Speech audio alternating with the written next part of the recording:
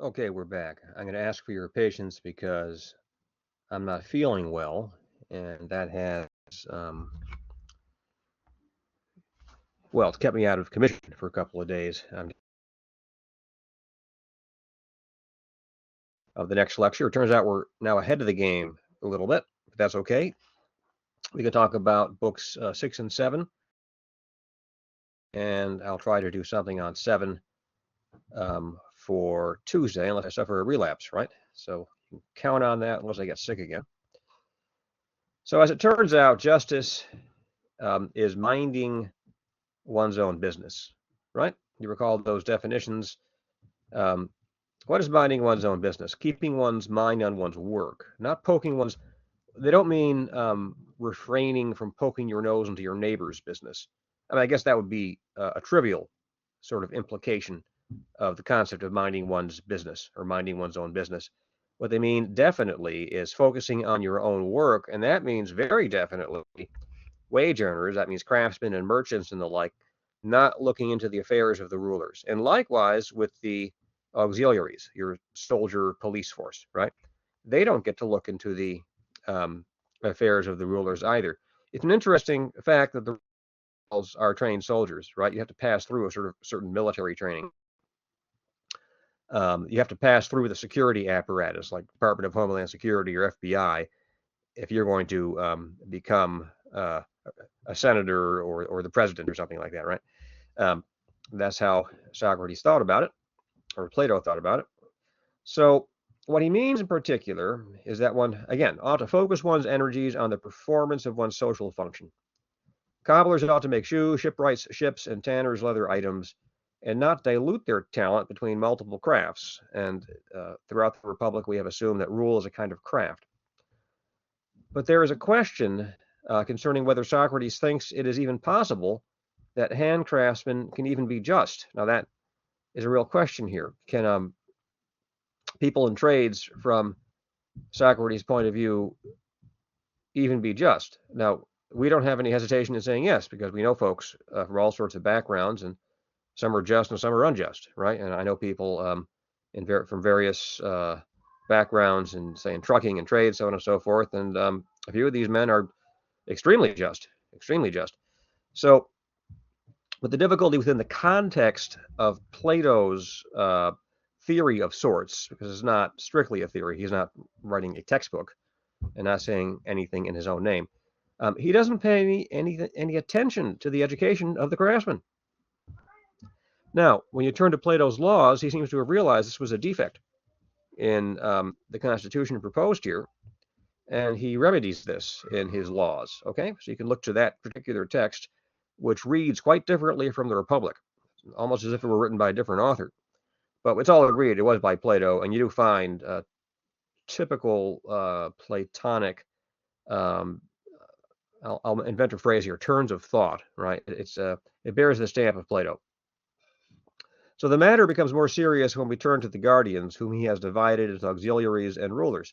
That is, pure soldiers, like Polemarchus, and those drawn from the military who are subsequently educated for rule. Okay. Soldiers who are, as Socrates says, craftsmen of the freedom of the city, live lives of honor and are conscious of the dignity of their position in the city, as we had time to examine. This consciousness of rank, particularly amongst officers, can easily dispose some to think of themselves as fit for rule.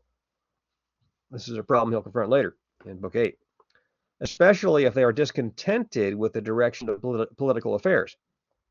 Okay, so I already pointed out, how many military coups have there been historically? I don't know the number, an incredible number, an incredible number.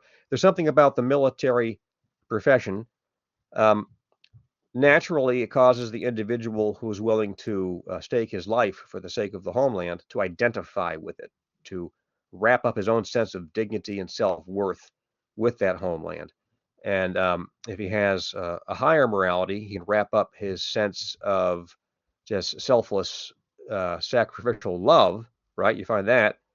Um, he can wrap that up with the homeland as well. Now, the first type, the guy who sort of identifies the homeland with himself in a way, and makes it the main content of his own pride, this person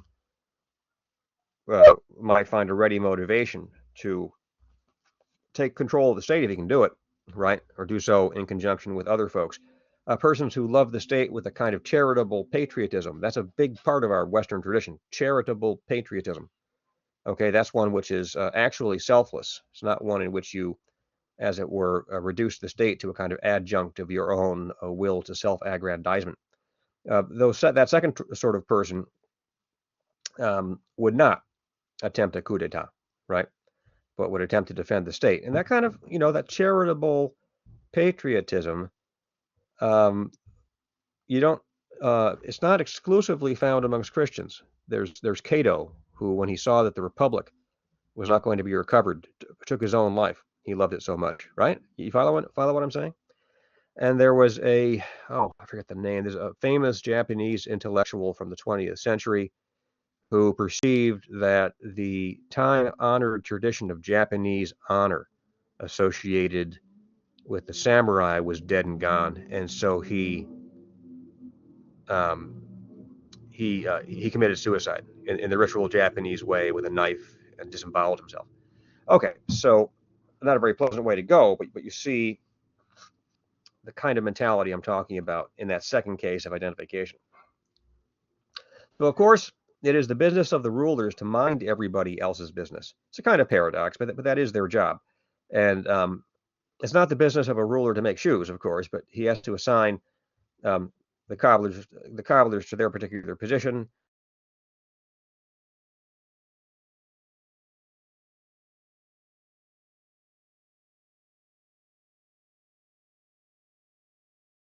Or socialism. Mercantilism, that was a managed economy under a monarchy, and socialism effectively is a managed economy under a one-party state. Okay?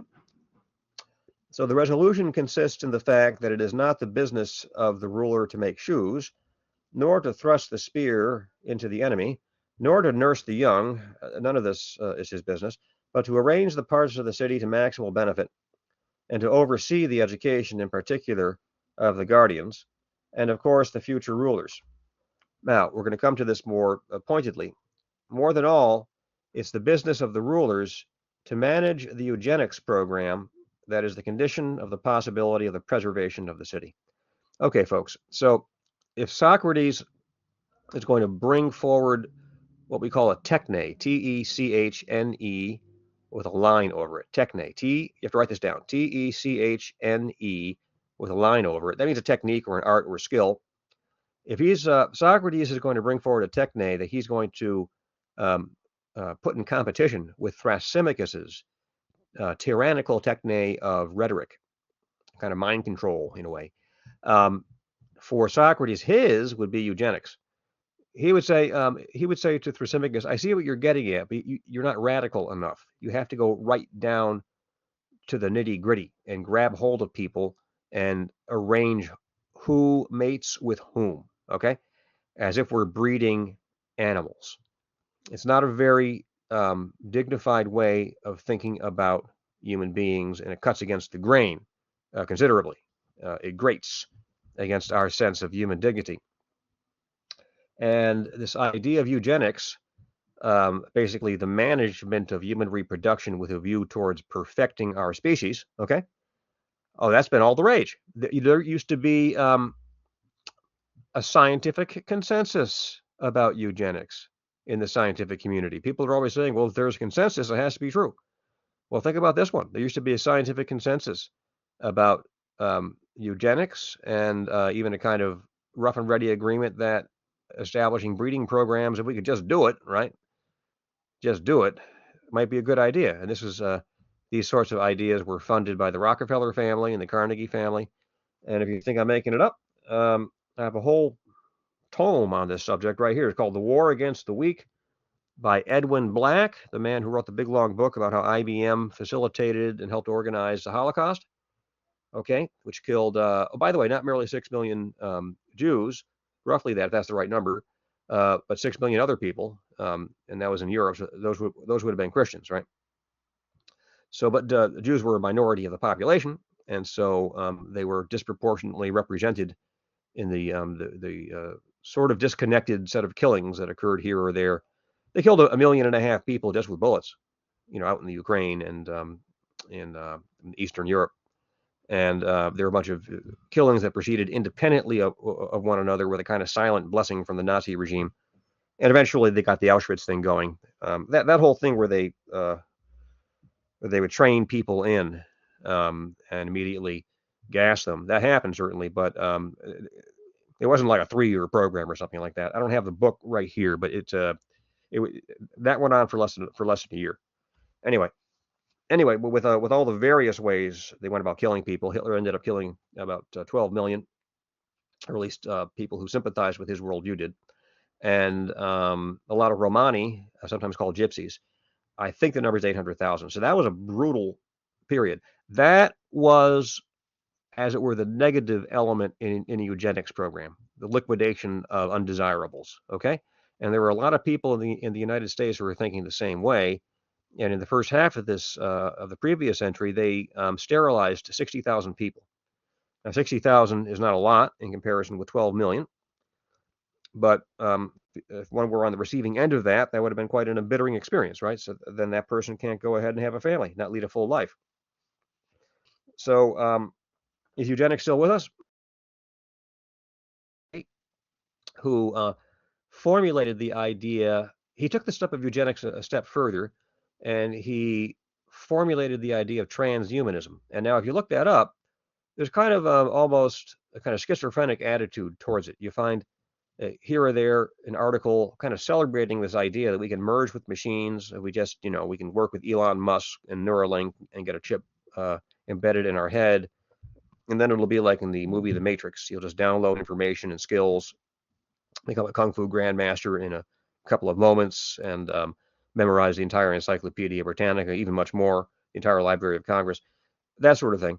So there's kind of a celebration of it, and then if anyone ever criticizes it, they can accuse that person of being a so-called, what they call a conspiracy theorist, which is a curious phrase. Of course, there have been historical conspiracies. There are people in prison right now for the crime of conspiring to commit a crime. Just conspiring without even doing the crime itself is a conspiracy. So it's not quite certain what the actual value of that phrase is. I think they use it more or less to club people into silence, because they've attached a negative connotation to it. Well, it's not so much a conspiracy as an open sort of program. There are a whole group of people. Elon Musk, I guess, is at the forefront of this. A lot of people at MIT and the big tech colleges who are thinking really hard about how to merge humanity with particularly information technology, and to more or less create a transhuman species, something that will leave humanity in the dust. The philosopher, what is the ape in comparison with man? And he wasn't exactly the gentlest fellow in the world. He said, a laughing stock and a thing of shame. Well, maybe it's not that bad, but a mountain gorilla. He has a few things going on. Mountain gorillas are interesting, but come on, the mountain gorillas, they can't even form a sentence, let alone write the Iliad or the Odyssey. Actual accomplishments of the great civilizations, let alone write the musical masterpieces. Think of Bach's B minor Mass. If you don't know Bach's B-A-C-H, if you don't know Bach's B minor Mass, press pause, go to YouTube, type in Bach B minor Mass, and listen to a couple of minutes of it. It may simply be the greatest work of music ever composed. So you see what I'm saying. So we're well beyond apes. Name your species. And the idea is that the transhuman, once they can download the Library of Congress and become Kung Fu masters in an instant and so on and so forth, they'll be completely beyond us, and that'll render our species obsolete. Okay, so going back to the Republic, Socrates, it didn't occur to Plato you could do anything like that. So they fantasized about breeding perfections into our species, particularly the population of a city. And that's what you really have to do. So Thrasymachus didn't go far enough. Now, Socrates would agree with Thrasymachus in this. You have to use language. But even beyond that, music, right? You have to use language at a deeper level of music in order to shape your auxiliaries and guardians into the kinds of people that you want. And you'll use harsh music to make them harsh and militant and warlike, and you'll use gentle music to make them gentle, with genteel habits, the habits of an aristocrat, right? And you'll use language, particularly poetry, to form them in a patriotic cast of mind. I think we talked about that enough. But you need to have good materials to begin with. You need good raw materials like good timber or good steel, or good iron to work with, right? And so you have to breed that into existence by taking control of mating. Okay.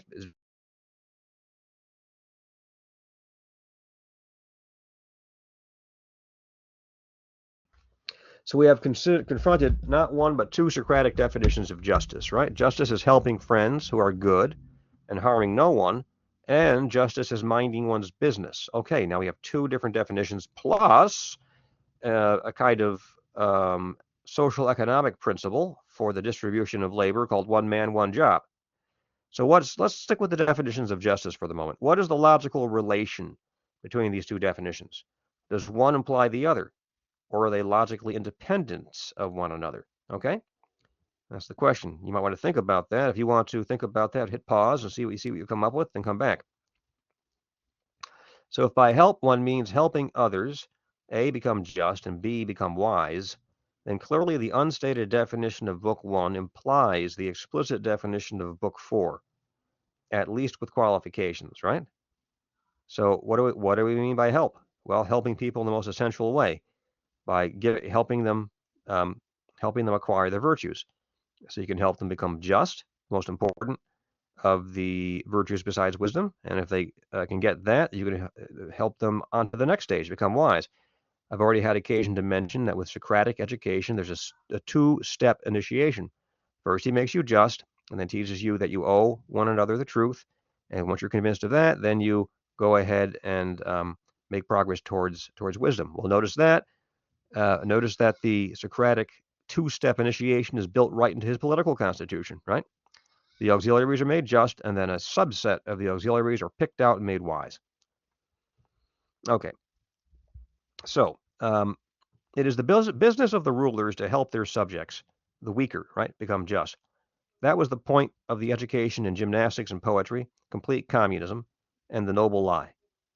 And the rulers will select from those who have been dyed with the dye of justice, those who have an intellectual aptitude permitting them of progress towards the virtue of wisdom. So the rulers, if they do their job, help their political friends by perfecting them in virtue and harming none of them. Okay, you get it? This is compatible, as we have seen, with punishment and even capital punishment. But incidentally, from this point of view, and we make our conceptual distinctions very carefully, to subject someone to capital punishment is not to make him worse. It's to make him not exist. You follow? Okay, you say, well, but his soul will outlast his body and he'll be worse wherever he ends up. Okay, that's a nicety. That's potentially important. Just as a citizen, so you simply cancel him and don't give him any further consideration. And once he's canceled, as it were, then there's no chance of corrupting him, right? Because he's gone. I said cancel, like they keep talking about cancel culture. See what direction that heads in, right? Canceling people. They did a interview and they asked, pardon me if I'm repeating myself, they asked students at college campuses, at prestigious campuses, places like Harvard and UC Berkeley and places like that. How many of you think there should be a penalty for certain kinds of hate speech? And 47% said there should be a death penalty, right? 47% said yes, there should be the death penalty for certain types of hate speech. Okay, that's where their heads are at. So you can think about that. So as for the wage earning class, they too can be just insofar as they serve the material need of their fellow subjects, as doing so enables the others to participate in virtue to the degree to which they are able. However, if, say, a farmer gives his fellow citizens too much food, he will encourage gluttony or immoderation in relation to food and drink, and so he would corrupt their characters, right? So having a farmer who maybe is working too hard, too generous, and fattening up the other citizens, that would be an unjust farmer in some respect. So we end up with a three-tier structure that fills out the analogy between city and soul, right? We've seen this, but we remind ourselves the rulers are in possession of intellect, and the virtue is wisdom. The auxiliaries are in virtue of spiritedness. Pardon me. The auxiliaries correspond to the faculty of the soul called spiritedness, and um, their characteristic virtue is courage. And the wage earners don't have, they correspond to desire, and they don't have a specific virtue. But moderation and justice apply here as to every class. So in the final analysis, we need to make our wage earners just. And if the Republic were written out fully, like if we were to construct a genuinely complete political theory, we'd have to assign some chapters to the education of the wage earners. Okay, so they wouldn't leave my friends out. Let's see here. Another decisive moment. Having given this account of justice in the city, Socrates infers that it appears in the soul in an analogous manner, right? If desire and spiritedness do their work of serving the needs of the body without going to excess, that is, without going to excess with respect to desire, and protecting the body and the commands of the intellect, which concerns spiritedness, right? Spiritedness is the faculty of self-defense and also can turn aggressive. Without encroaching on the terrain of the intellect, like if the spiritedness can do its job without encroaching on the terrain of the intellect, and the latter, the intellect does its work of determining what is really good for the whole person and securing it for him to the best of that person's ability by choosing the correct means, I should say, right? Then the person has justice in the soul. He will make just choices and perform just actions and will lead a life that is just. There's that three-part distinction we encountered from book one. Okay? If you have a just soul, you'll perform just actions in an unbroken series, and that will cause you to lead a just life. And at some ripe old age, unless something goes wrong, then you'll pass on to your reward. Okay. There was a doctrine of the afterlife in Plato, book 10, by the way. So Socrates says that it is now time to turn from the best regime to an account of 4 species of defective regime, right? So now, this is when he would start talking about what I suggested we talk about, and that is how this whole constitution is ripe for a military coup, right? But and Socrates says sooner or later that's actually going to happen. But he's interrupted by Polemarchus, who compels him, here's coercion again, to remove yet more of his mask. Polemarchus and the others were scandalized by the suggestion that women and children were to be held in common. I bet a few of you reacted to that too, right? They demand a more precise account in defense. Once one drops the mask a degree or two, one exposes enough to create a demand that would show even more. Once the philosopher drops his mask just a little bit, he creates a scandal, right? And people start raising questions and say, hey, what's going on there? That's happening right now, I think, with this whole transhumanism thing. Those people at the WEF, they expose themselves. That's the World Economic Forum. They're like the transhumanist organization par excellence. And I would dismiss them, but Google belongs to them, and Microsoft, and Apple, and a whole bunch of Fortune 500 companies, like the majority of them. So they have trillions of dollars behind their harebrained scheme, is what I would call it. But they've been advertising this idea of transhumanism, and they're scaring people with this thing. So they had a meeting last year about how to rebuild trust in the general population. I think it's too late, to be perfectly frank. We'll see what they try to do. They're serious about doing it. They have lots of money, so we'll see what happens. Anyway, so let's see here. If we look carefully, we can expect to find signs of Socrates' attempting to repair his mask as he goes along. Okay, he never simply gives up. That would be to harm himself and others and to violate his own definition of justice. it would be for him to be unjust. He can't do that. So this is a man of very strong character, Socrates. Okay, you get that? He's just like everybody else. He gets hungry. He gets cold. He gets irritated. He gets tired. Maybe all of those things at once as he's conducting this discussion, right?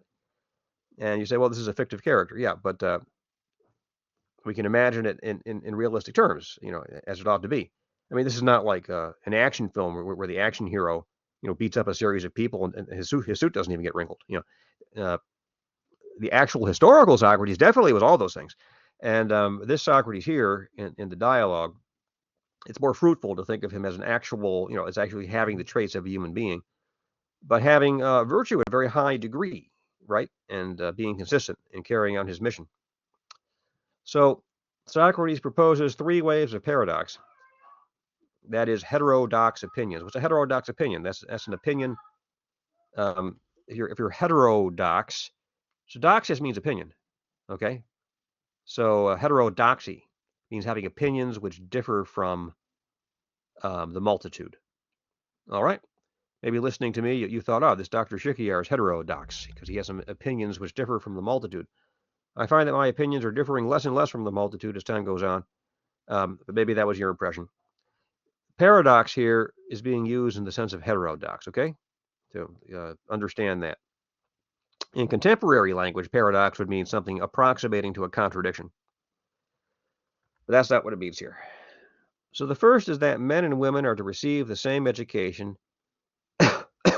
Excuse me, I am sick. And be admitted into the same jobs. Plato's vision has been realized in full in the modern world on this point, but in the context of a fevered city, our city, because we're addicted to luxuries and pleasures. Now consider the paradox of women having access to every social position, while it also being the case that, unfortunately, hardcore pornography has become nearly an accepted pastime. Very strange, right? So apparently the dignity of women has supposedly been raised, because a woman now can become president and head of an alphabet agency and a Fortune 500 company, which has happened many times. But we have this thing called hardcore pornography, which presents women as nothing more than sex toys. So that more or less has kind of codified the total voiding of dignity in the female population. And we have both going on at once. So schizophrenic time that we're living in. So, you want my view on this? I'm for censorship. I don't think hardcore pornography should be permitted.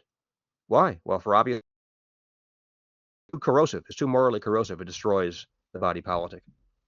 And in no way should we allow anybody to present our citizens in so undignified a way. No way. Okay, you say, well, you're being a little bit draconian or too strict. We could have that discussion some other time. Again, I'm a philosopher. I'm willing to have a discussion. So more waves.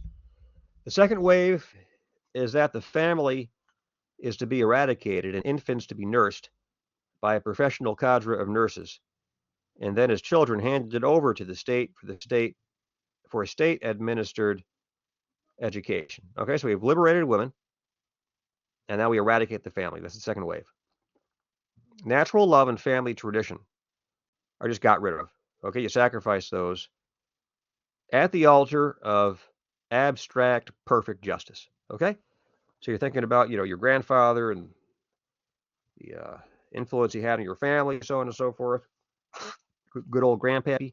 That's all gone. We kind of melt that away, and no one has any conception of any such thing. That's the end of it. So the idea has penetrated into reality in our own time in the Soviet Union. Early in the Soviet Union, they got rid of the family. In North Korea, under the Khmer Rouge, and now, to a degree, also in the U.S., where the care of the young has been entrusted significantly to paid educator indoctrinators. Pardon me if I sound a little harsh there. Educator indoctrinators who enforce thorough conformity of opinions and uniformity of skills. And that's not a recent development. That's more than 100 years old. Okay? So once they establish public education, it's hard to establish public education without establishing public indoctrination. Because you would need to staff your educational staff with effectively people who are wise or nearly wise who have a certain subtlety and a certain humanity and compassion, who could really form these students. And once in a while, you have a teacher like that. I had at least one like that in public school. But that was only one, guys. Maybe two. I think Mrs. Canterman in fourth grade was like that. And then they could actually form a really impressive citizenry. But that's not what you get. Okay, that's not what you get. And they're hamstrung with the curriculum, and they're simply handed these textbooks. Who writes these darn things? Because they're not as good as they could be. I know that with certainty. They're definitely not as good as they can be. All right, and they are pushing people in this or that particular direction. There's a certain indoctrination program that's been established today that exists, and there was one that was established 40 years ago, and they're rather different from one another. But it's okay. You see what I'm getting at? So the third wave. There are points of continuity too, by the way. Okay. Incidentally, let me comment on some of this for you. People talk about the hypersexualization of our society. Like, can't we just go back to the good old innocent 80s? What in the world are they talking about? There was nothing innocent about the 80s. Okay, I was there. I grew up during. Trust me, there was no innocence. I mean, very little. Okay, very little innocence. Maybe because I'm from New York or something, it was a particularly corrupt place. I'm speaking that way. But how about going back to the 70s? There was an intense effort to make hardcore pornography mainstream in the 1970s. It didn't work. It moved it forward a couple. Remember, back then you actually had to walk into the theater to watch that stuff. Okay, but they moved the ball downfield certainly. Sexual liberation achieved all of its objectives more or less in the 70s with wife swapping and swinging and so on and so forth, and the disco culture of one night stands. And I grew up watching. I was a little kid watching Three's Company. Think about what that means. Fantasy Island and The Love Boat. Okay, come on. I mean, three shows, all of them based on the same, all based on porn. Okay, but just they camouflage it and they cutify it somewhat, and then you get what you get. We're all there singing. A lot of kids singing with their parents, singing Rolling Stone songs, half of which are about orgies, singing "Start Me Up." Okay, 7-year-old boy running around the house with his mom singing "Start Me Up." Are you out of your mind? And the YMCA, which is about a certain type of group sex at the YMCA. Okay, so much for the thesis that was an innocent time. All right, so much for that. So now the third wave. Here's the really big one. This is the most offensive to those present, though we might have a hard time understanding why this is the case. Because for us, we would have a hard time understanding why it's offensive that philosophers would have to rule the state. Now, it's not exactly the most current opinion right now. For some reason, it seems to be the case we think that lawyers ought to rule the state because everyone who goes into politics has a law degree. And it's not obvious that having a law degree is the best way to prepare for being a politician. I mean, it's good to know the laws, but that might not be the very best way to prepare. You follow? Maybe having businessmen who actually understand how our economy works, right, might be slightly better. You follow me? Okay. But the founders of the United States of America included a number of philosophers. Benjamin Franklin was a kind of natural philosopher. Okay. Thomas Jefferson was a philosopher. Alexander Hamilton was a philosopher focused in the area of economics, but no slouch overall. James Madison was also a philosopher. Okay. So this idea of a philosopher ruler was actually realized in the early part of the history of this particular republic. Now, this slide is a little bit dated because the military hadn't updated its attitude towards homosexuality when I typed this up. So, but I'll read this anyway. Date this back to about 2010. I mean, I wrote this only a couple of years ago, but date this back maybe a decade or so. Imagine telling a room full of four-star generals that a bunch of hippies, or from their point of view, homosexuals, right, are those who must rule over the U.S. in order for it to be just. And perhaps this will become intelligible. Now, the Department of Defense has embraced homosexuality in the meantime, but that's a recent thing, okay? And until I don't know when, until 2010 or something, say, they would have regarded the idea, that the hippies and homosexuals should rule country as offensive. I don't know if you guys are old enough. Most of you are not old enough to remember the "don't ask, don't tell" policy in the 90s. One of the first things that Bill Clinton did, actually the first thing he did when he came into office, was attempt to open up the military to homosexuals, and the upper brass had an explosion. I mean, they that was their attitude. Well, the Greeks at that time, the time of Socrates, the time of Plato, would have had a similar reaction to the proposal that these good-for-nothing stargazers would have to rule the state in order for one to have a genuinely good society. Are you kidding me? Right? From their point of view, that know-nothing lout. I mean, that good-for-nothing sort of lazy guy who just walks around town talking to children and stirring up controversy. I have to put myself under his authority for us to have a good society. Okay, so maybe you're getting the flavor of it a little bit. So now Socrates turns to the education of the philosopher. After stating frankly that philosophers ought to rule the state. Now the mask apparently is off, right? If he's saying that. Socrates turns to the education of the philosophers, that is, of course, the ruling class. Towards the beginning of Book 6, he makes a striking statement concerning the relation between the philosopher and the office of ruler.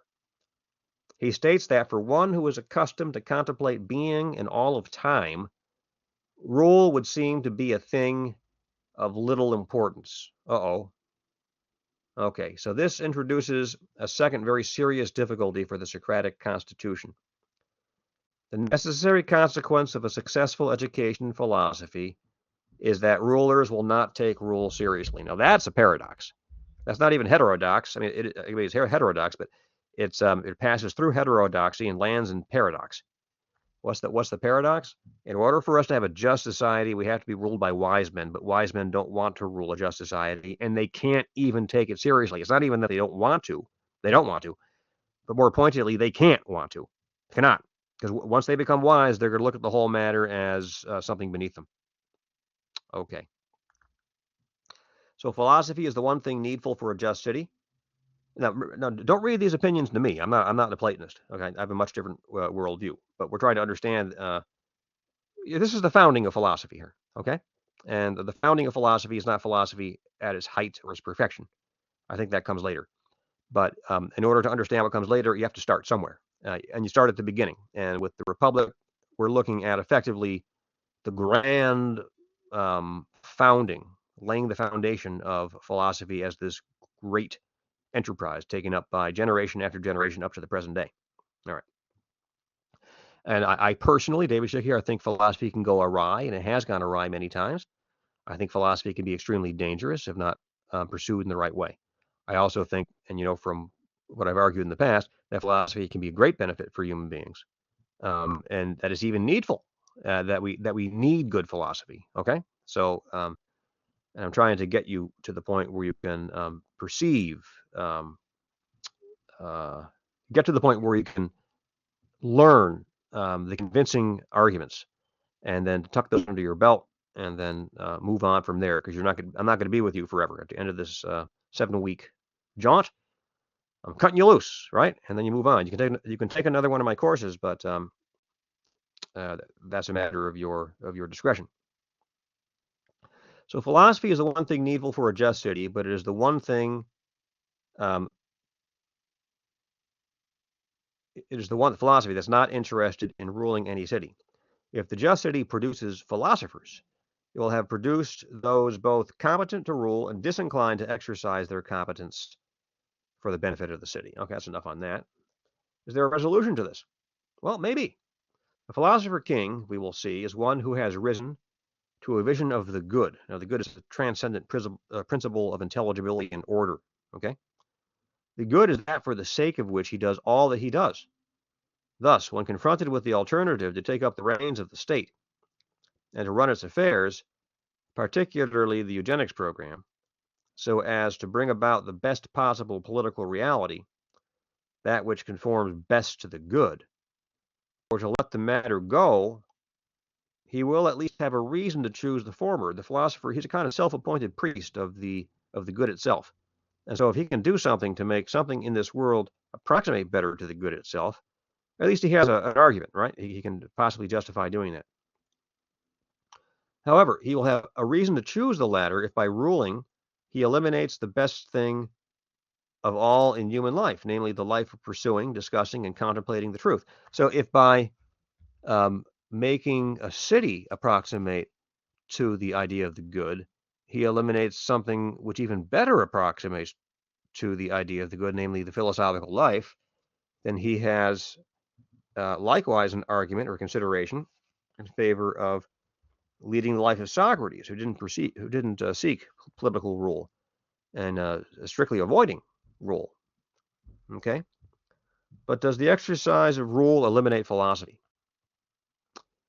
Think about that question. Think about that, and I am going to go ahead and stop this video here, and then we'll pick up the second half of this in a second video.